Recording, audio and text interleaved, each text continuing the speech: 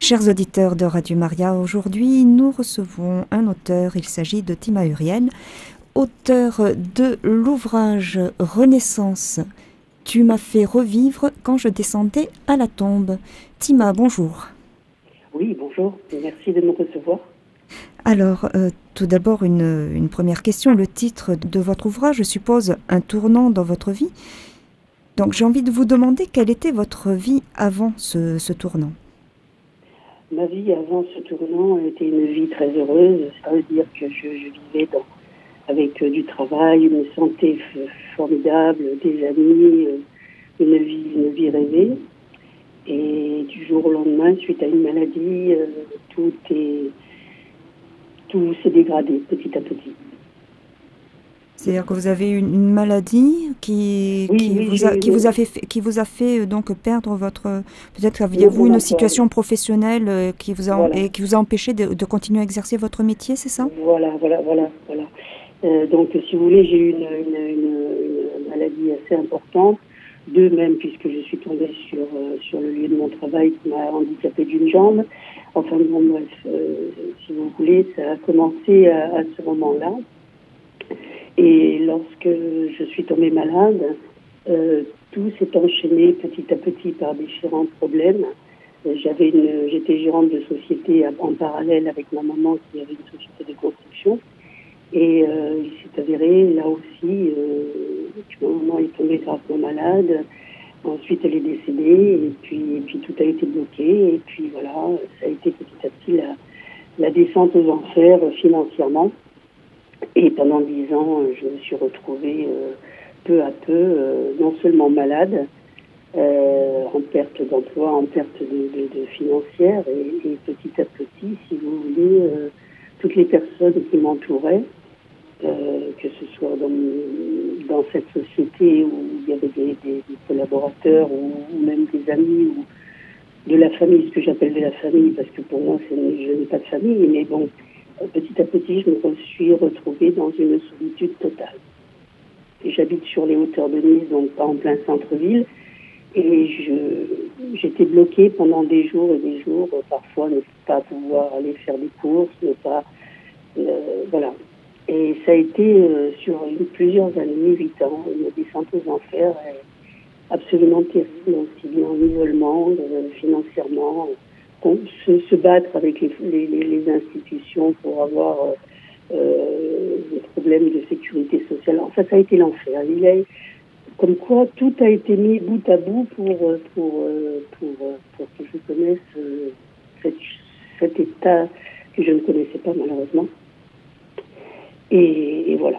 Et donc, si vous voulez, j'ai eu une transition terrible entre une vie très, très opulente, très, très, très, très bien, avec le côté très obscur et de solitude totale. Donc en fait, vous êtes passé d'une vie idéale, enfin idéale vue de l'extérieur, Voilà. très très bas. Tout à fait. C'est exactement ça. Exactement ça. Voilà. Et donc, si vous voulez, c'est tout à fait par hasard que je suis allée à Notre-Dame-de-la-Gué un jour. Et j'ai croisé, je ne vais pas vous raconter toute l'histoire parce que ça serait trop long, mais il faut dire une chose, c'est que dans ma vie d'avant, je n'étais pas spécialement... bon, j'ai été baptisée comme tout le monde, hein. J'ai été baptisée, j'ai fait ma communion, tout ça, mais c'est vrai que j'ai pris un chemin dans le professionnel. Je ne pratiquais pas ma religion, j'étais totalement à l'opposé de la religion, bien que j'ai toujours eu la foi, mais si vous voulez, j'étais à des années-lumière de la religion. Et c'est tout à fait par hasard que je suis retournée à Notre-Dame-de-la-Gué, que j'avais connue avec ma maman étant jeune. Et là, c'est accompli quelque chose de magnifique, je dis toujours, parce que c'était en avril, je me rappellerai toujours, c'était un Pâques. Et j'étais parmi tout le monde, là dehors, le prêtre était en train de bénir les personnes qui étaient là, qui assistaient à un office, ils venaient de sortir d'un office. Puis j'ai été éclaboussée un peu de l'eau. Bon. Et je ne sais pas ce qui m'a pris, d'un seul coup, mais mais alors vraiment d'un seul coup, je me suis mise à pleurer comme lorsque j'étais enfant, quoi, sans pouvoir me retenir. C'était, je me dis, mais qu'est-ce qui m'arrive, je deviens folle ou quoi? Et petit à petit, je me reculais parce que j'avais honte. J'étais devant des personnes et je croise le regard d'une sœur que j'avais croisée quelques temps avant et qui me prend par la main et me dit mais restez. Je dis non, ma sœur, c'est pas possible, je ne peux pas. Et je lui dis, je suis tellement émue, je ne sais pas ce qui m'arrive. Alors cette sœur me dit et ne vous inquiétez pas, n'ayez pas peur, restez, vous êtes touchés par la grâce. Je dis moi, la grâce. Bon, sur le coup, si vous voulez, je suis partie. Et je suis partie dans le vallon, me promener. Et je m'excuse, je suis émue quand tu penses à ça. Je suis allée dans le vallon et là, petit à petit, j'ai commencé à me sentir bien. Donc, si vous voulez, quelques temps après, je suis revenue à Notre-Dame-de-Laguet et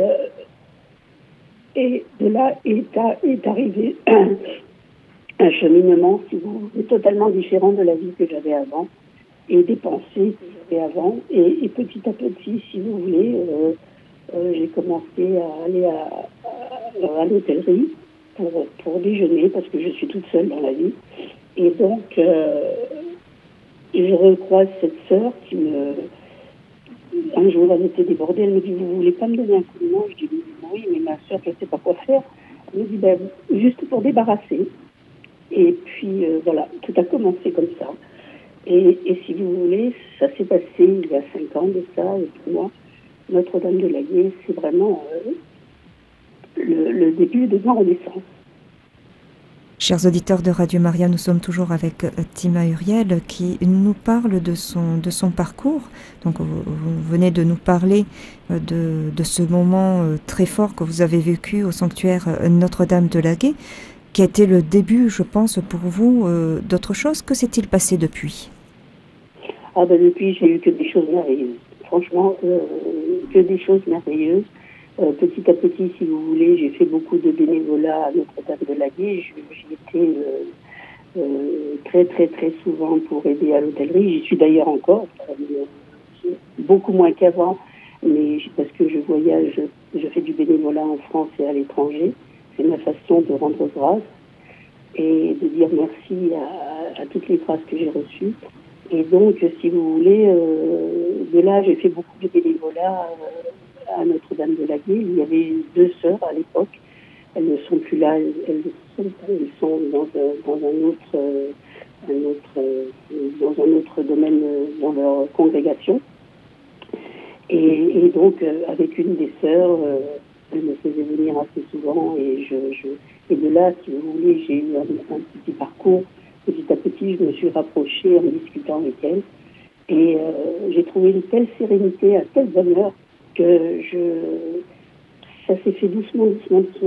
Et à partir de ce moment-là, si vous voulez, j'ai rencontré plein de des personnes que je ne revois plus aujourd'hui. Mais comme je dis, ça a été vraiment mes petits anges.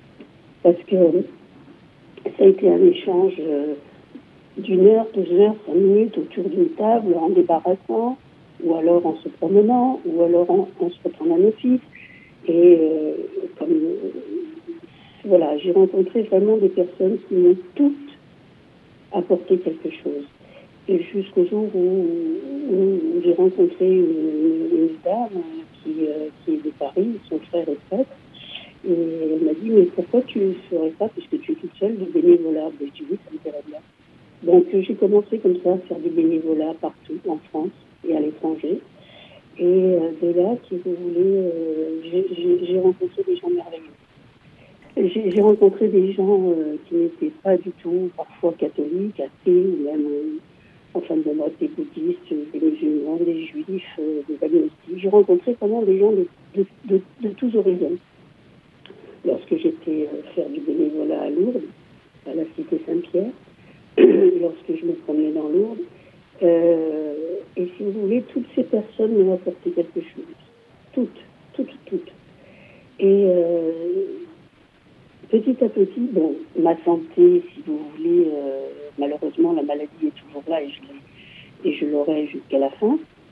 Mais si vous voulez, une transformation s'est produite sur moi.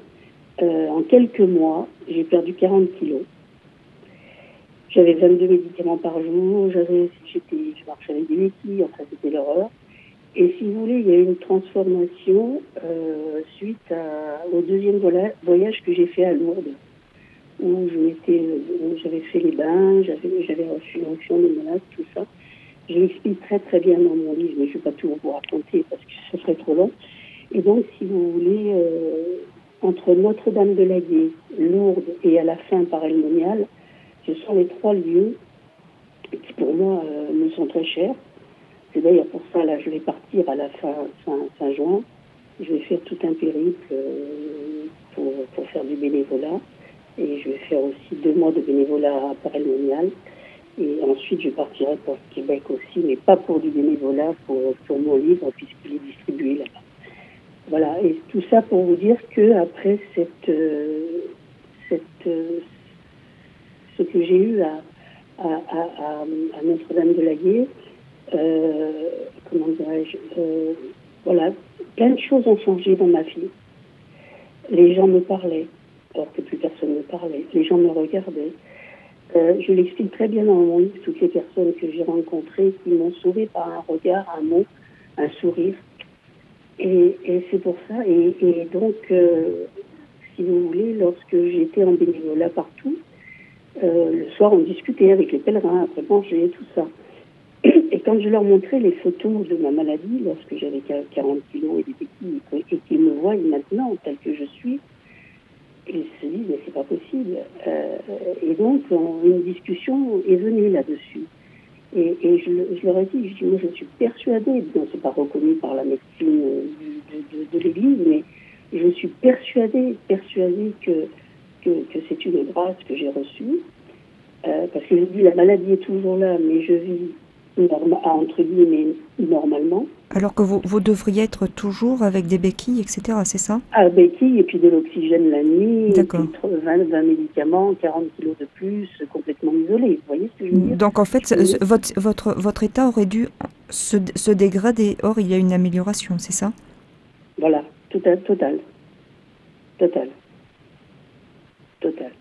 Pour vous dire une chose, c'est que entre ces deux choses, entre le début de Laguet et lorsque j'étais au début à Notre-Dame-de-Laguet, j'étais totalement désespérée et j'avais perdu ma maman il y a très peu de temps, qui était mon associé aussi dans son affaire, et j'avais décidé d'arrêter de vivre.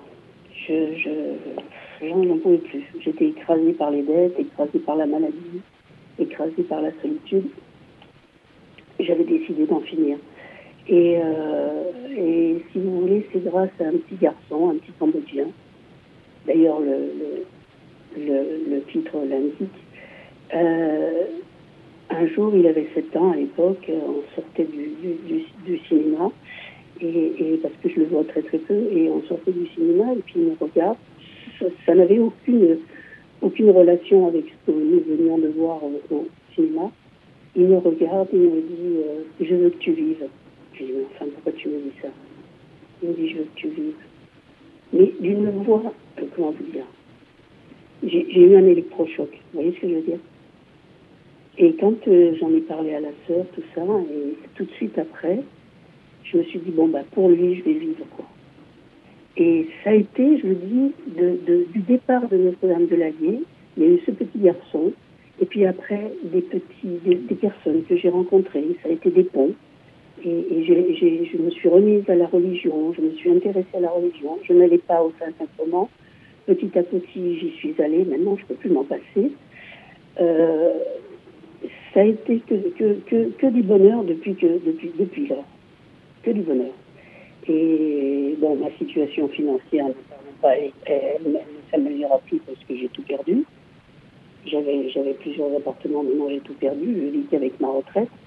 Mais si vous voulez, j'ai une qualité de vie, une relation humaine, un partage exceptionnel. Tous les jours, je dis merci Seigneur. Alors justement, quelle est la place de Dieu dans votre vie aujourd'hui? Toute ma vie. 100%, 100% de ma vie aujourd'hui. Parce que je me suis rendu compte que, d'abord, je suis quelqu'un qui, de par mes différents métiers, est très proche de l'écologie, des constructions écologiques depuis plus de 20 ans, je m'intéresse à cela.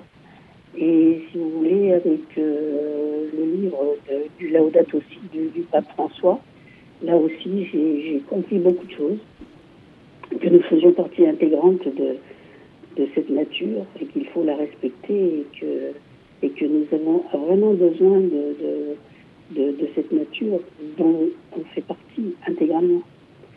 Donc, si vous voulez, là aussi, ça reste un de mes combats aujourd'hui avec l'indifférence. Et aussi, je le vois tous les jours, Dieu est là dans cette nature.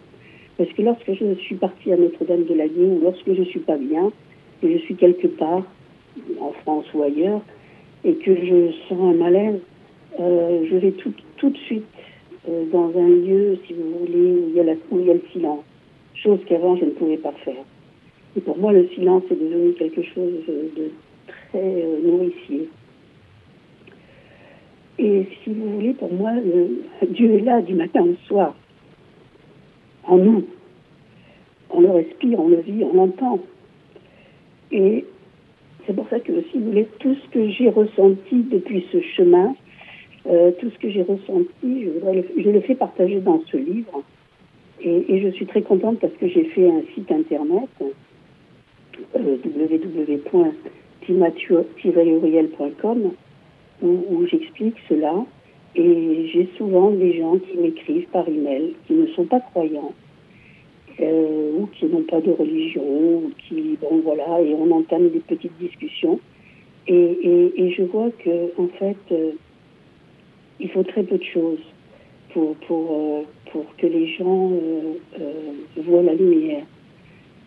Parce que je suis persuadée qu'il y a un effondrement de la culture et il y a un désert spirituel actuellement. Et c'est pour ça que le monde paraît si mal. Je dis bien paraît si mal, parce qu'il n'est pas si mal que ça. Il y a un autre côté, justement, où le monde est magnifique. Mais on a perdu comment dirais-je, on a perdu on ne voit plus rien, on n'entend plus rien, on ne s'écoute même pas parler. Remarquez-le lorsque vous allez dans une administration faire des courses ou n'importe quoi. Bien souvent, les gens suivent leur idée, ils ne vous écoutent pas. Et jeunes, vieux, moins vieux, tout le monde, hein. On est pris dans un système, on est surconnecté. On a des iPhones, on a des iPads, on est connecté de partout, mais on s'isole de plus en plus. Moi, je le vois dans des gens que je connais, des jeunes qui sont ultra connectés, ultra isolés. Par contre, j'ai repris espoir lorsque je passe 2 mois à Paray-le-Monial, où je rencontre beaucoup de monde. Et là, ça me fait vraiment plaisir. Je dis merci Seigneur, parce que je rencontre justement des parents qui éduquent leurs enfants avec comment dirais-je, avec tous les outils de notre temps, c'est-à-dire tous les iPads, les iPhones, les fichiers, mais, si vous voulez, à un certain moment, disent stop. Partagent avec leur enfant d'autres choses. Partagent avec leur enfant une éducation religieuse. Et je pense que, quelle que soit notre religion, et je pense que nous, on est vraiment en perdition. Je vous parle franchement, là. Je vois que lorsqu'il y a des dialogues, les enfants sont totalement différents. Totalement différents. C'est pour ça que je reste persuadée et que je continue à le faire à droite, à gauche, même dans mon entourage, si mon entourage m'a un peu tourné le dos parce que justement j'ai pris ce chemin-là. Mais pour moi, c'est mon bonheur, donc s'ils n'ont pas compris, tant pis pour eux. Si vous voulez, je reste persuadée qu'il faut absolument parler, absolument que des parents ou qu'il y ait des éducations religieuses, quelle que soit la religion, hein, quelle que soit la religion. Parce que là, c'est là le danger, c'est que les enfants n'ont plus de repères, parce que les parents travaillent, ils sont surmenés parce qu'ils ont des fois 2, 3 enfants, la maman travaille, le papa travaille, des fois il y en a qui ne travaillent pas du tout. Donc si vous voulez, ça crée une ambiance, ils n'ont pas le temps matériel ou l'envie de s'occuper de leurs enfants. Donc les enfants sont livrés à eux-mêmes. Je ne dis pas qu'avant c'était mieux, je ne dis pas que avant c'était mieux, chaque époque a son bien-être. Mais moi, je parle de mon époque parce que je dis bien, je parle de mon époque parce que c'est ce que j'ai vécu. Encore une fois, ce n'est pas pour dire qu'avant c'était mieux, pas du tout. Mais on avait quand même, je me souviens, moi, l'instruction civique à l'école, on avait la morale à l'école, ceux qui étaient croyants avaient une éducation religieuse, on faisait le service militaire, tout le monde, que vous soyez riche, que vous soyez pauvre, que vous soyez obèse, que vous soyez n'importe quoi, tout le monde se mélangeait. Il y avait Là, on a fait trop de cases. Vous êtes comme ça, vous êtes comme ça, vous êtes comme ça, vous êtes comme ça, vous êtes comme ça. Et c'est ça qui me choque en France. Je dis bien en France parce que je vais souvent au Québec pour mon livre. Et je remarque une chose là-bas qui est totalement différente de la France. C'est qu'on ne met pas de cases. Qui que vous soyez, on vous respecte. Et vous voyez, moi j'aime bien le Québec pour ça, parce que y a une diversité beaucoup plus importante qu'en France. Mais il y a un respect mutuel, et on s'entend bien. On s'entend bien. Et il y a surtout beaucoup de respect. Et je pense que c'est ça aussi qui manque à notre vie, ici en France, c'est d'avoir du respect. Déjà le respect de ses parents, le respect des professeurs, le respect, point barre. Et ça, je le remarque de plus en plus. Et puis, une chose que je voulais dire aussi, qui est très, très, très importante, parce que je me vois tous les jours, lorsque je suis en bénévolat ou en voyage, c'est de poser un regard sur quelqu'un. Même dans la rue de tous les jours. Vous sortez dans la rue, vous voyez un SDF, vous voyez quelqu'un d'un peu bizarre, bon, on détourne la tête. On voit un handicapé, on détourne la tête. Non. Regardez-le, parlez-lui. Même si vous ne voulez pas lui parler, faites-lui un sourire, un bonjour. Et croyez-moi, je peux vous jurer que c'est vrai, les choses changent. Le masque tombe et les gens sont différents. J'ai eu cet exemple il n'y a pas tellement longtemps, c'était l'année dernière, je crois, il y a l'année dernière. J'étais dans le tram. Et je monte dans le tram et monte une bande de jeunes qui ont envie de blaguer comme tous les jeunes, quoi, de maintenant.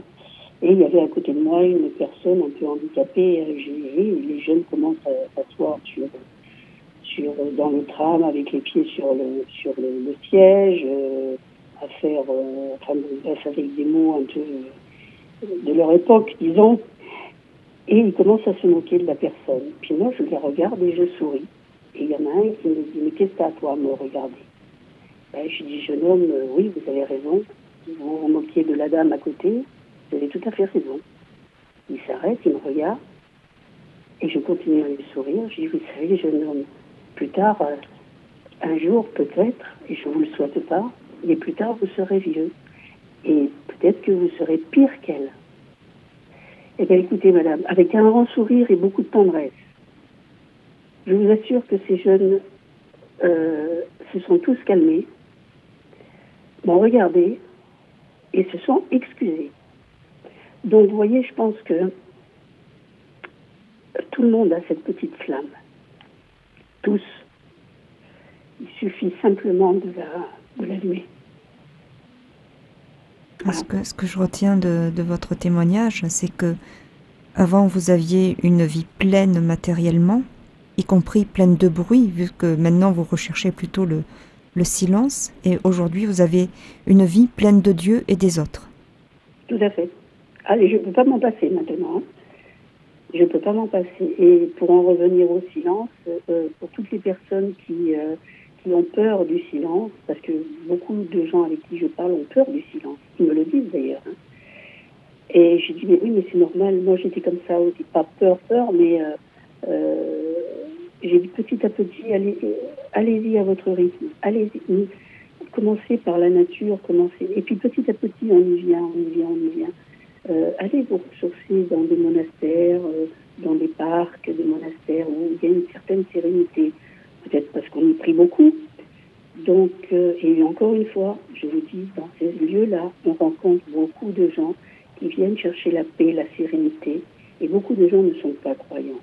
Donc, ça prouve bien une chose, c'est que l'être humain est en recherche de ça. Et ça, j'en suis persuadée. Alors peut-être une dernière question. Étant donné que Notre-Dame de Laguet n'est pas étrangère à votre conversion, qui est la Vierge Marie pour vous? Oh mon Dieu, elle est tout. Elle est tout. Elle est tout. Elle est tout parce que plusieurs fois, depuis qu'il m'est arrivé cette maladie et cette descente aux enfers qui a duré entre 8 et 10 ans, non, 8 ans. 8 ans, oui, c'était en 2003, jusqu'en, c'est ça, 8 ans. Et dans cette descente aux enfers, si vous voulez, bon, je ne priais pas, mais si vous voulez, la Vierge Marie toujours a été pour moi quelque chose d'important. Toujours. Et puis en plus, comme ma maman est décédée, elle s'appelait Marie-Florine. Si vous voulez, c'était un peu ma connexion avec elle. Donc, voilà. Et à chaque fois que j'étais vraiment au bord du gouffre, quelque chose d'inattendu est arrivé. Bon, je ne vais pas vous raconter ma vie parce que il y a des choses encore actuellement qui ne sont pas réglées dans ma vie privée et je ne veux pas que ça me porte préjudice. Mais encore maintenant, il y a certains problèmes que j'ai à régler et si vous voulez, je m'en remets à elle. Je dépose tout. Encore dimanche, cet après-midi, j'y retourne. Dès que je peux, je vais à Notre-Dame de Laguet lorsque je suis sur Nice, soit en bénévole, soit pour prier. Et je lui remets tout. Je lui remets tout.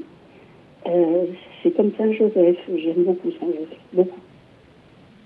Je dépose tout à leurs pieds. Donc, quand vous êtes venu à Notre-Dame de Laguet, que vous avez reçu cette grâce, en fait, vous êtes monté sur les genoux de Marie et vous n'en êtes jamais descendu. Tout à fait. Vous avez très bien imaginé, tout à fait ça. Bien, merci beaucoup. Alors, je rappelle le titre de votre ouvrage, Renaissance, tu m'as fait revivre quand je descendais à la tombe. Merci beaucoup, Tima Huriel, et à très bientôt. Merci à vous. Au revoir. Au revoir.